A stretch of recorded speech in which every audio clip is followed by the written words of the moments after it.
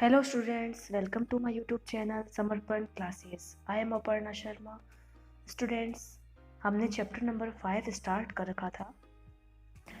Previous video में हमने periodic classification of elements का इंट्रोडक्शन देखा था।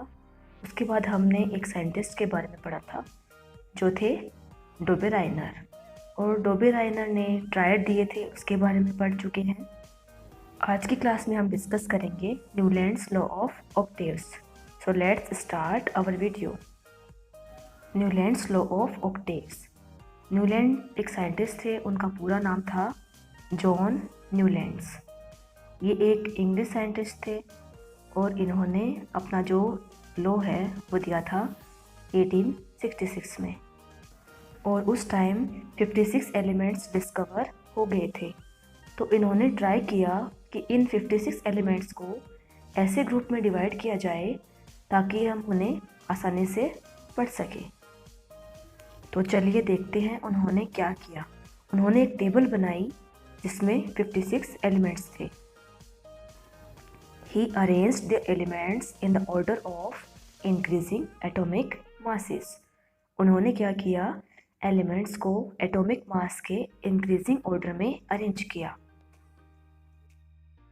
उन्होंने फर्स्ट एलिमेंट लिया हाइड्रोजन और लास्ट एलिमेंट लिया थोरियम। जब उन्होंने अरेंज किया एलिमेंट्स को तो उन्होंने क्या ऑब्जर्व किया, देखते हैं उन्होंने क्या ऑब्जर्व किया। He observe that every eight element beginning from any element resembles the first element in its physical and chemical properties. जब हम किसी भी एलिमेंट को लेते हैं, उस एलिमेंट के बाद जो भी एट्थ एलिमेंट होगा उसकी प्रॉपर्टी सेम होगी फर्स्ट एलिमेंट के। ये कहना था न्यूलैंड का। क्या कहना था, फिर से देखिए कि जो भी हम एलिमेंट लेंगे उसके बाद जो भी एट्थ एलिमेंट आएगा वो दोनों सेम होंगे, उनकी properties chemical and physical properties same होंगी। ये जो लॉ ऑफ ऑक्टेव था ये बेस था नोट्स ऑफ म्यूज़िक के।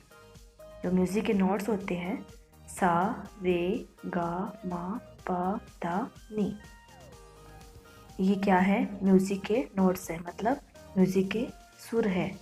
तो उन्होंने बेसिकली इन सुर के हिसाब से एलिमेंट्स को अरेंज किया था। उन्होंने कहा कि जिस तरह म्यूज़िक में पहला सुर और आठवां सुर सेम होता है, वैसे ही फर्स्ट और एट्थ एलिमेंट की प्रॉपर्टीज़ भी सेम होती है।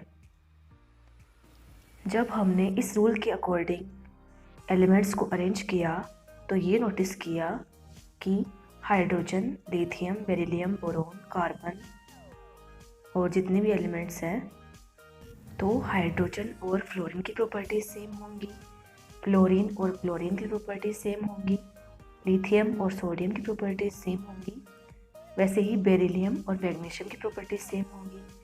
इसी तरह एक वर्टिकल कॉलम के सभी एलिमेंट्स की प्रॉपर्टीज सेम होनी चाहिए।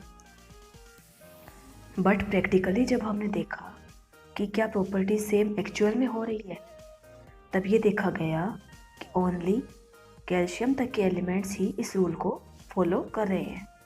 मतलब ये रूल कैल्शियम तक ही सेटिस्फाई हो पाया है। दिस मीन्स कि जो लॉ ऑफ ऑक्टेव्स दिया गया था न्यूलैंड्स का, It did not satisfied the law. अब जो न्यूलैंड का लॉ ऑफ ऑक्टेव्स है उसकी कुछ लिमिटेशंस है, वो देख लेते हैं। Only applicable till calcium. ये जो लॉ था वो कैल्शियम तक ही एप्लीकेबल हो पाया था, मतलब कैल्शियम तक ही इसका रूल अप्लाई हो पाया था। सेकेंड लिमिटेशन है, न्यूलैंड ने 56 एलिमेंट सोचा था, बट आगे और भी एलिमेंट्स डिस्कवर हुए थे जिसके बारे में उन्होंने कुछ भी नहीं बताया था। He assumed only 56 elements. To adjust new elements, he placed two elements together in a same box or slot. दो एलिमेंट्स को अरेंज करने के लिए उन्होंने क्या किया, एक जगह में ही दो एलिमेंट्स को रख दिया जिनकी प्रॉपर्टी सेम थी। उन एलिमेंट्स को एक ही बॉक्स में उन्होंने सेट कर दिया था।